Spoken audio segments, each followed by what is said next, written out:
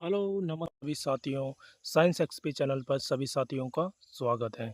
काफ़ी दिनों के बाद अपन साइंस के नए वीडियो लेके आ रहे हैं और ये वीडियो एक ट्रिक के माध्यम से होगा और अपन साइंस को एक ट्रिक के माध्यम से पढ़ने का प्रयास करेंगे ताकि आने वाले एग्ज़ाम के अंदर के माध्यम से कई सारे क्वेश्चन हल कर सकेंगे।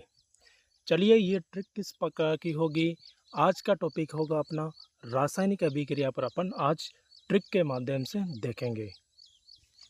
प्रकार के क्वेश्चन देखेंगे जैसे जब सल्फ्यूरिक अम्ल अंडे के खोल के साथ अभिक्रिया करता है तो कौन सी गैस उत्पन्न होती है। इस प्रकार के क्वेश्चन जो आते हैं वो इस ट्रिक के माध्यम से हल किए जा सकते हैं। एक क्वेश्चन और है, जिंक के सोडियम हाइड्रोक्साइड से अभिक्रिया करने पर क्या बनता है। इस प्रकार के क्वेश्चनों के आंसरों के जवाब देने के लिए अपन सबसे पहले ट्रिक देखते हैं और उस ट्रिक के माध्यम से इन क्वेश्चनों को हल करने का प्रयास करते हैं। चलिए सबसे पहले अपन ट्रिक देख लेते हैं।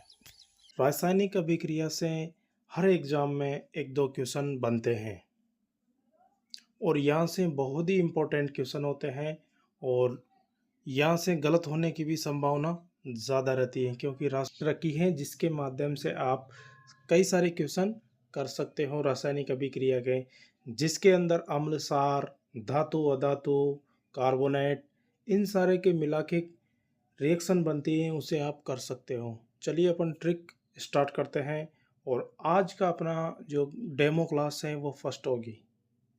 डेमो क्लास 4-5 डेमो क्लास आएगी और उसके बाद सबसे पहले मैंने स्टार्ट किया है रासायनिक अभिक्रिया के डेमो क्लास जो कि एक ट्रिक माध्यम से, और यकीन मानिए ये ट्रिक इतनी शानदार होगी।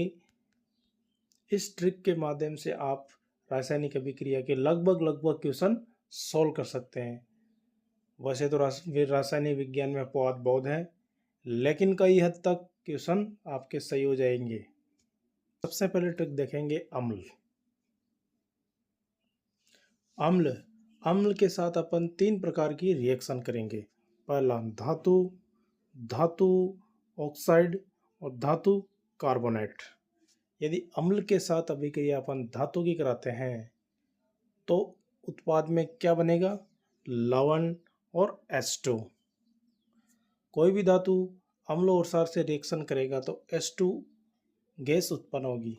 इसी प्रकार देखते हैं अम्ल के साथ धातु ऑक्साइड। अब यहाँ पर क्या है कि धातु के साथ तो H2 और ऑक्साइड और आ गया, उसकी वजह से और उत्पाद में H2 के साथ O और हो जाएगा तो क्या बना, H2। इसी प्रकार देखिए धातु कार्बोनेट। कार्बोनेट के अंदर भी वही लवण H2 आएगा प्लस यहाँ पर ऑक्सीजन है, ऑक्सीजन की वजह से यहाँ पर O हो जाएगा तो H2 हो जाएगा और कार्बोनेट है तो ये CO2 निकल जाएगा। अब सार की देखते हैं। सार के अंदर क्या है, सार से कोई धातु रिएक्शन करेगा तो वही H2 निकलेगा, लवण प्लस H2। सार के साथ अधातु ऑक्साइड रिएक्शन करेगा तो क्या बनेगा, लवण प्लस H2O, क्योंकि ऑक्साइड से क्या हुआ, H2O निकल जाएगा। अपनी कौन सी, अम्ल प्लस धातु। यदि अम्ल के साथ कोई धातु रिएक्शन करता है तो लवण प्लस H2 गैस उत्पन्न होती है। एग्जाम्पल के थ्रू H2SO4 के साथ जिंक की अभिक्रिया करें जिंक धातु की तो क्या बनेगा, ZnSO4 प्लस। कुछ भी नहीं देखना, जैसे ही देखना है सबसे पहले रिएक्शन में क्या क्या दे रखा है। जैसे H2O दे रखा है और धातु दे रखा है। H2SO4 क्या है, अम्ल, Zn क्या है, धातु। तो उत्पाद में क्या निकालना है अपने को, H2 निकालना है और बचा क्या, लवण कौन सा बच गया, ZnSO4। इसी प्रकार धातु के अम्ल, इसी प्रकार अम्ल प्लस धातु ऑक्साइड। अम्ल के साथ धातु ऑक्साइड करेगा तो क्या बनेगा, लवण प्लस H2O। ऑक्साइड के साथ O है इसलिए धातु के साथ यहाँ पर H2O हो जाएगा। और ये जो लवण बनेगा वो कौन सा माध्यम होगा इसका, क्षारीय माध्यम। यानी कि अम्ल की धातु ऑक्साइड के साथ कराते हैं तो CuCl2 प्लस H2O बाहर निकल जाएगा जो नील हरित रंग का है। चलिए नेक्स्ट अपना जो तीसरा है अम्ल। अम्ल के साथ धातु कार्बोनेट, उत्पाद में क्या बनेगा? लवण, जल तो आएगा, ऑक्सीजन है, प्लस कार्बोनेट से CO2 और निकलेगा। तो यहाँ पर अम्ल के साथ कार्बोनेट करते ही कार्बोनेट रिएक्शन करेगा तो CO2 गैस जरूर देगा, जल प्लस CO2 जरूर देगा। HCl प्लस धातु कार्बोनेट NaCl, H2O और CO2। चलिए, यदि सार के साथ धातु रिएक्शन करें तो उत्पाद में वही लवण तो बनेगा ही बनेगा, प्लस H2 गैस निकलेगी। तो वही NaOH प्लस जिंक की रिएक्शन क्या करें तो Na2ZnO2, सोडियम जिंकेट और हाइड्रोजन गैस। तो ट्रिक कौन सी हो गई अपने? सार प्लस धातु हुआ तो लवण प्लस H2 गैस निकलेगी। इसी प्रकार सार के साथ अधातु ऑक्साइड करें, यदि कोई भी सार है, सार के साथ अधातु ऑक्साइड की रिएक्शन कराते हैं तो लवण प्लस क्या बन जाएगा? H2O। जैसे कैल्शियम हाइड्रोक्साइड की अभिक्रिया CO2 के साथ कराते हैं तो COCO3 प्लस H2O जल बन जाएगा। इसी प्रकार अपन 5 रिएक्शन देख चुके हैं। अपन देखते हैं ट्रिक नंबर 2 पर चलते हैं। ट्रिक नंबर 2 क्या है अपनी? धातु। अभी हमने पढ़े थे अम्लों के साथ धातु, धातु ऑक्साइड और धातु कार्बोनेट। अब पढ़ेंगे धातु के साथ। धातु के साथ वायु की रिएक्शन, धातु के साथ जल की रिएक्शन, धातु के साथ अम्लसार की रिएक्शन। यदि धातु की वायु यानी O2 के साथ रिएक्शन कराते हैं तो ऑक्साइड बनेगा। ऑक्साइड की प्रकृति कैसी होगी? क्षारीय। लेकिन 2 ऑक्साइड ऐसे हैं जो उभयधर्मी होते हैं, जो अम्लीय के साथ भी रिएक्शन कर लेते हैं और क्षारीय की तरह से भी होते हैं। और उनके कौन कौन से? वो एल्यूमिनियम और जिंक। धातु की यदि जल से अभिक्रिया कराते हैं तो उत्पाद में क्या बनेगा? लवण प्लस H2। और धातु की अम्लसार से रिएक्शन कराते हैं तो लवण प्लस H2। अभी अपन पढ़े थे अम्ल और सार की रिएक्शन अगर धातुओं के साथ कराते हैं, ओनली धातु के साथ, तो कौन सी गैस निकलती है? H2। चलिए इन्हीं ट्रिकों को अब एक एक करके देख लेते हैं, एक एक ट्रिक को देखते हैं। सबसे पहले देखेंगे अपन धातु के साथ वायु यानी O2 की रिएक्शन कराते हैं। जैसे क्या बनेगा? धातु ऑक्साइड। इनकी प्रकृति कैसी होगी? क्षारीय। इसी प्रकार अपन देख सकते हैं मैग्नीशियम फीते का अध्ययन। मैग्नीशियम फीते मैग्नीशियम का ऑक्सीजन के साथ रिएक्शन कराते हैं तो क्या बन जाता है? MgO। Iron oxide. अब आयरन ऑक्साइड कैसे? आयरन एक नमी के साथ रिएक्शन करेगा। नमी में क्या क्या होता है? ऑक्सीजन और जल से क्या बन जाएगा? Fe2O3। इम्पोर्टेंट जो हर एग्जाम में सीधे सीधे पूछ ले जाते हैं कि उभयधर्मी ऑक्साइड कौन कौन से हैं। सीधे सीधे 2 ऑप्शन होते हैं, जैसे Al2O3 और ZnO। ये दोनों उभयधर्मी ऑक्साइड हैं जो अम्लों के साथ भी अभिक्रिया करते हैं और क्षारों के साथ भी अभिक्रिया करते हैं। चलिए, एल्यूमिनियम के ऑक्साइड और जिंक के ऑक्साइड। एल्यूमिनियम वही वायु से अभिक्रिया करेगा तो क्या बन जाएगी? एल्यूमिनियम की ऑक्साइड। जिंक O2 से रिएक्शन करेगा तो जिंक ऑक्साइड। अब एल्यूमिनियम के ऑक्साइड को अम्ल के साथ अभिक्रिया करते हैं तो क्या बन जाएगा? एल्यूमिनियम ऑक्साइड की अम्ल के साथ अभिक्रिया और क्षार के साथ अभिक्रिया। जैसा कि अपन पहले देख चुके हैं, अम्ल और क्षार धातुओं के ऑक्साइड से रिएक्शन करता है तो उत्पाद में क्या बनता है? एक लवण बनता है, उसके साथ जल जरूर बनता है, जैसा कि यहाँ पर जल बन चुका है। तो एल्यूमिनियम की ऑक्साइड अम्ल के साथ रिएक्शन करते हैं, क्या बने? AlCl3। उसी प्रकार क्षार NaOH, सोडियम हाइड्रोक्साइड किस क्या बना इधर? सोडियम। दोनों ही ऑक्साइड बहुत इंपॉर्टेंट है, सीधे सीधे दोनों ऑक्साइड पूछ लिए जाते हैं एग्जाम के अंदर। वेरी वेरी इंपॉर्टेंट है दोनों।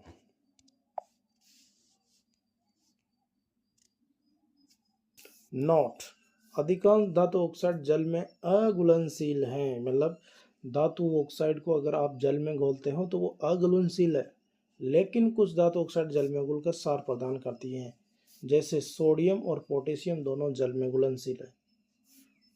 जल में घोलने पर क्या हो जाएगा, सोडियम सार देगी NaOH और पोटेशियम KOH, ये भी इम्पोर्टेंट है।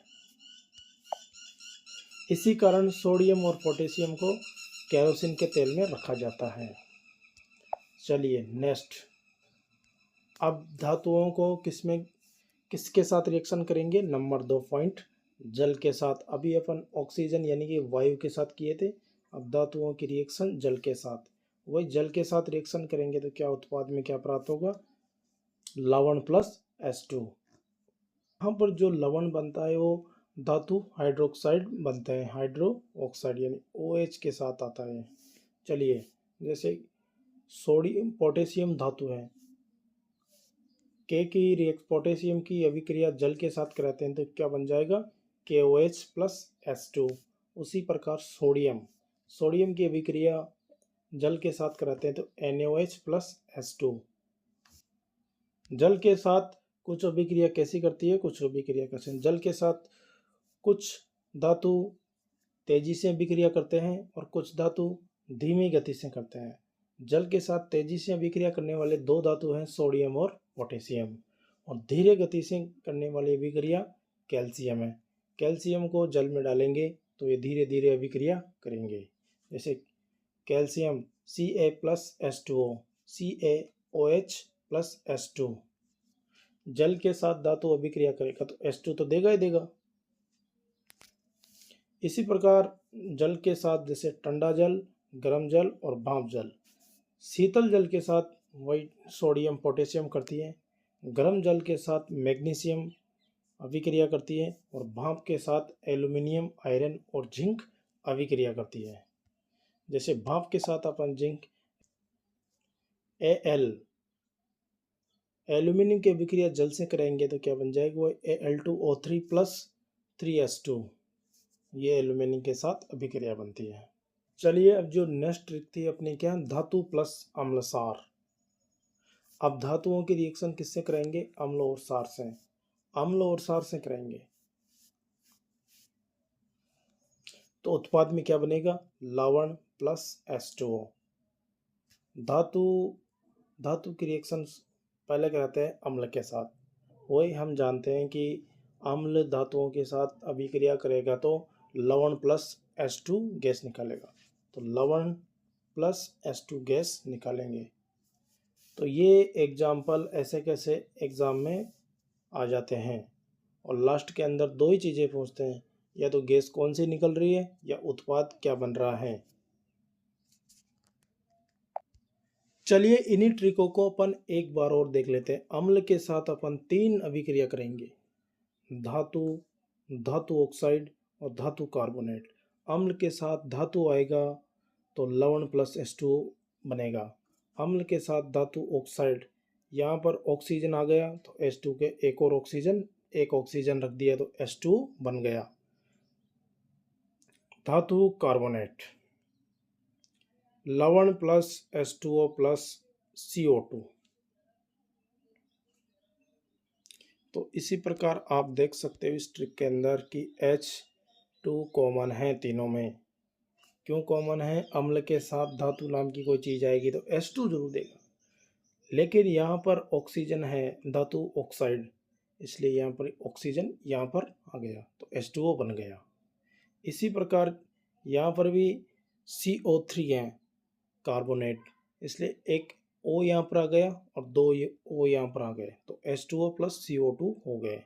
इसी प्रकार ये इम्पोर्टेंट ट्रिक्स है, इसको याद रख सकते हो 3 पॉइंटों में बिल्कुल, धातु ऑक्साइड, धातु कार्बोनेट। इसी प्रकार सार से देख सकते हो आप, सार के साथ यदि कोई धातु अभिक्रिया करते हैं वही H2O देगा, सार के साथ अधातु ऑक्साइड करेगा तो वही लवण प्लस जल देगा। ये वेरी वेरी इंपॉर्टेंट है, चाहो तो आप इसका स्क्रीनशॉट लेके याद रख सकते हो। इसके बाद में अपन देखते हैं वही धातुओं के साथ। धातु के साथ को धातु की अभिक्रिया यदि ऑक्सीजन यानी वायु के साथ कराते हैं तो धातु ऑक्साइड बनते हैं। धातुओं की अभिक्रिया जल से कराते हैं तो क्या बनते हैं? धातु हाइड्रोक्साइड प्लस। सिर्फ मात्र अम्ल, सार और धातु, इन्हीं ट्रिकों के माध्यम से कई सारे क्वेश्चन कर सकते हैं और एग्जामिनर आजकल यहीं से क्वेश्चन बनाता है और यहीं से पूछता है। जैसे अपन अभी 2 एग्जाम्पल देके देखेंगे।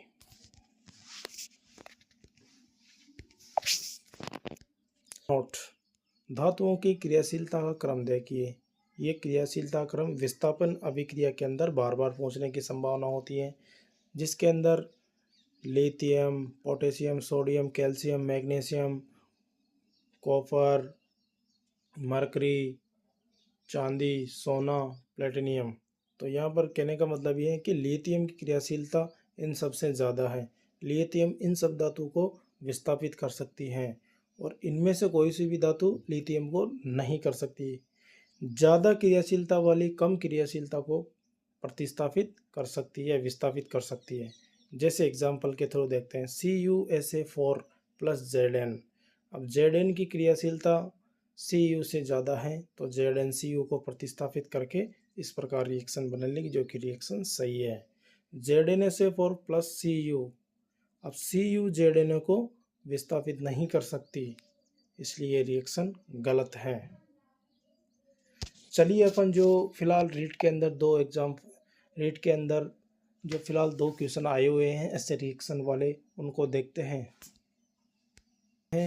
97 नंबर वाला क्वेश्चन देखते हैं जो 3rd ग्रेड एग्जाम में पूछा गया था और इसका आंसर किस तरह से होगा। जब सल्फ्यूरिक अम्ल अंडे की खोल के साथ अभिक्रिया करता है तो कौन सी गैस उत्पन्न होती है? हमने अम्लों के साथ 3 अभिक्रिया देखी थी। कौन कौन सी थी? चलिए उनको देखते हैं। पहले देखी थी, ये मैंने एसिड रख दिया, जिसके साथ मैंने धातु ऑक्साइड और धातु कार्बोनेट 3 अभिक्रिया दे दी। धातु के साथ करेगा तो लवण प्लस H2 और धातु ऑक्साइड के साथ करेगा तो लवण प्लस H2O और धातु कार्बोनेट के साथ करेगा तो लवण प्लस H2O प्लस CO3। ये हमारी ट्रिक थी। इस ट्रिक के अकॉर्डिंग अम्ल यदि धातु कार्बोनेट के साथ अभिक्रिया करता है तो जल प्लस CO2 गैस निकलती है। तो हमारा CO2 मतलब कार्बन डाइऑक्साइड। तो इस क्वेश्चन का आंसर हो जाएगा अपना कार्बन डाइऑक्साइड। चलो, जिंक की अभिक्रिया सोडियम हाइड्रोक्साइड NaOH। हमने देखा यहाँ पर पहुंच क्या रहा है कि यहाँ पर है सार की अभिक्रिया धातु से करा रहे हैं तो क्या बनेगा? लवण प्लस H2O नहीं H2। तो इस क्वेश्चन के अकॉर्डिंग जहाँ जिस ऑप्शन के अंदर H2 यानी हाइड्रोजन गैस नहीं है वो ऑप्शन गलत है। तो ये पहला ऑप्शन गलत है और चौथा ऑप्शन गलत है। दूसरे ऑप्शन में देखते हैं, sodium zincate plus hydrogen gas और sodium zinc oxide plus hydrogen gas. चलिए इस क्वेश्चन का आंसर हो जाएगा कि धातु और सार। धातु यदि सार से अभिक्रिया करेंगे तो क्या बनेगा? लवण प्लस H2O। तो अपना यहाँ पर सोडियम हाइड्रोक्साइड की यदि जिंक के साथ अभिक्रिया करते हैं तो क्या बनेगा? Na2ZnO2 प्लस H2 यानी sodium zincate plus hydrogen gas. तो इस क्वेश्चन का आंसर हो जाएगा अपना sodium zincate plus hydrogen gas, यानी बी ऑप्शन इसका राइट होगा। इसी प्रकार अपन इस वीडियो को एक बार और शॉर्ट फॉर्म के अंदर देखने का प्रयास करेंगे। जो पार्ट 2 होगा अपना, उसके अंदर देखने का और प्रयास करेंगे। और वीडियो अच्छा लगे तो वीडियो को लाइक कीजिए, शेयर कीजिए और सब्सक्राइब कीजिए। मिलते हैं नेक्स्ट डेमो क्लास 2 के अंदर।